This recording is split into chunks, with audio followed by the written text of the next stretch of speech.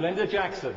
Thank you, Mr. Deputy Speaker, and may I say what a pleasure it is to serve under your chairmanship, and such a pleasure to see you sitting in that chair.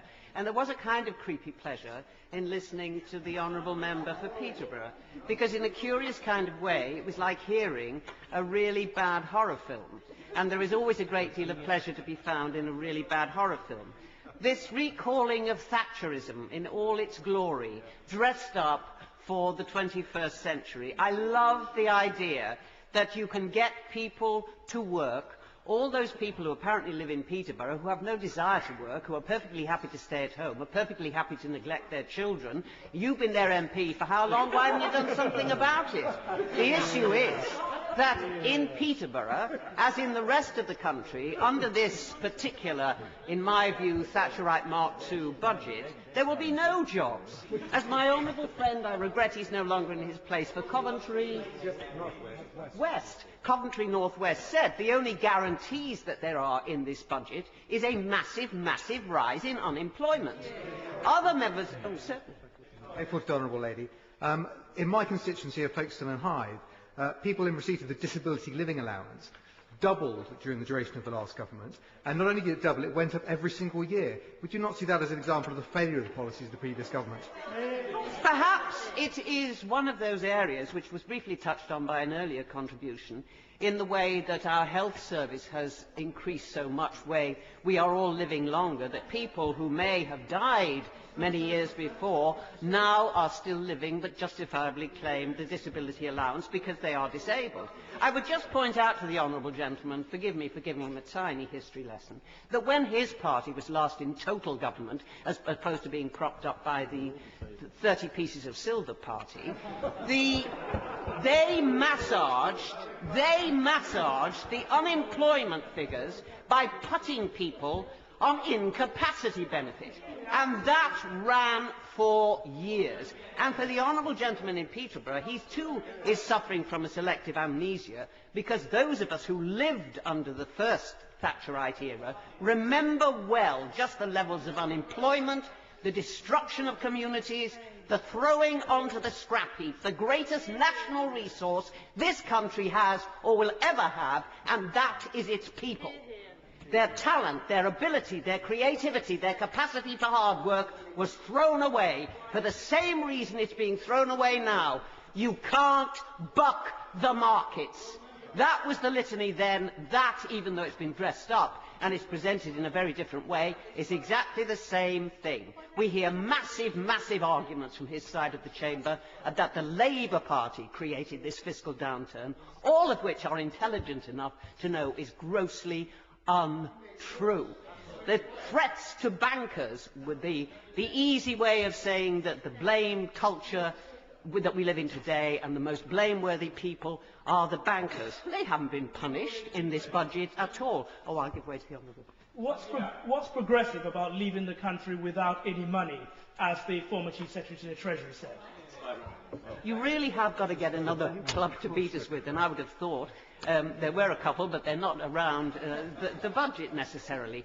The issue here is that this budget, the honourable member for St Ives, who is regrettably not in his place, and the right honourable gentleman who formerly chaired the Public Accounts Committee, both in their different ways made a salient point, and that they attempted rather to make a salient point, and that was that this is a fair budget. It is grossly, grossly unfair, because the richest pay the most, and they must know that that is completely and utterly untrue, because the poorest are those who are most dependent on public services, and they are going to be slashed, as we know, under the comprehensive spending review when it eventually comes up to October. I'm grateful for it. Did you see the analysis in the Observer over the weekend that suggested that the budget cuts will hit Britain's poorest families 6 times harder than the richest? And does she believe that's in any way a definition of progressive? Well, it's neither progressive nor is it fair. What is depressing about the path that the coalition has gone down is that they have learned absolutely nothing from the lessons of history. This is always the case.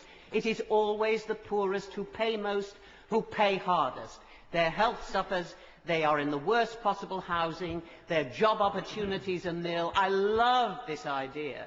I just think it's wonderful that you can move out of social housing by moving to another part of the country where you will find a job. This from a government that has already destroyed the regional development agencies. That the example was given of Sheffield Forgemasters. There is absolutely nothing in this budget that is going to help to create employment. And one of the worst aspects of it, it is going to slash the very confidence of those people who need confidence most to be able to get out there and compete in an ever-shrinking jobs market. Yeah. Thank you very much. Thank you very much for giving. Right.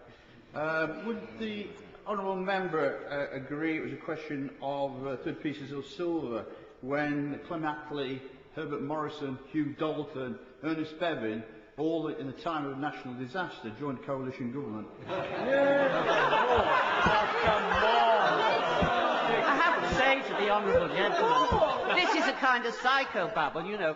It is, the thing is that really when you become an adult, when you get to the age of 18, you really can't blame everything on your parents. And I really don't think at his age you can blame it on all those grand and great-grandparents. They made their choices. They signed up. They campaigned. They spent money on posters that talked about the VAT bombshell, and they've signed up for it. And this again, to go back to my point about it's the poorest who always pay most.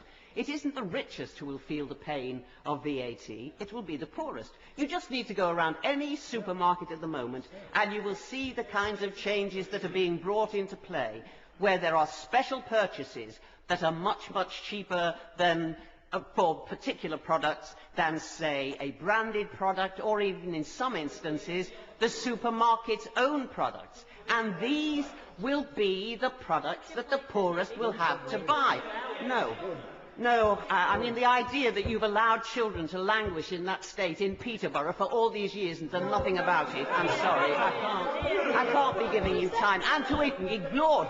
You voted against Sure Start. You voted against the New Deal. You voted against every single policy that the Labour government brought in over our 13 years to begin the whole process of giving every child a chance for ensuring that we as a nation invested in, as what I have already said I regard as our greatest national treasure, and that is our people, to invest in them.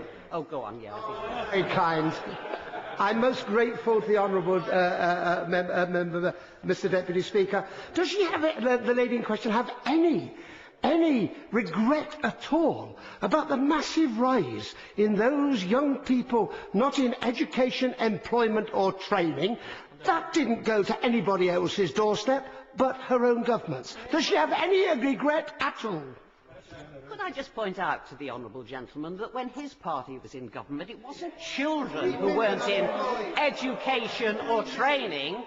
In the city in which I was born, admittedly I haven't lived there for a very long time, Birkenhead, there, men entirely healthy, entirely fit, entirely capable of work, the only way they had of earning a living was picking over the rubbish dumps to see if they could find anything to find. You didn't have to go through a rubbish dump to try and find the bits to sell. And I also am a working class girl. And this fantasy about this big, big black hole of the debt, no, that is resting on the shoulders of every man, woman and child in this country.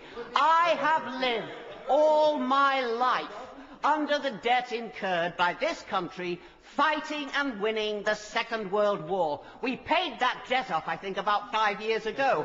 I wasn't aware of that debt, and during those decades, I and millions like me were given opportunities to move forward, to develop our talents, to create work that had not been dreamt of by the preceding generations. And that could have happened again, but not under this budget, because this budget is quite deliberate. It's the good old Conservative rule, divide and rule. Blame the poor. Don't shake your head. You're running with the idea. No. You're running with the idea on every single soundbite that you can get that the people who are claiming benefit are scroungers, that they they have no job because they don't want to work. And this is classic Conservative Party doctrine. This budget is a disgrace because it attacks the most vulnerable in our society, and they are the people, regardless of party political colour, everyone in this House should be committed to defend and protect, and you are simply destroying their opportunities. Order.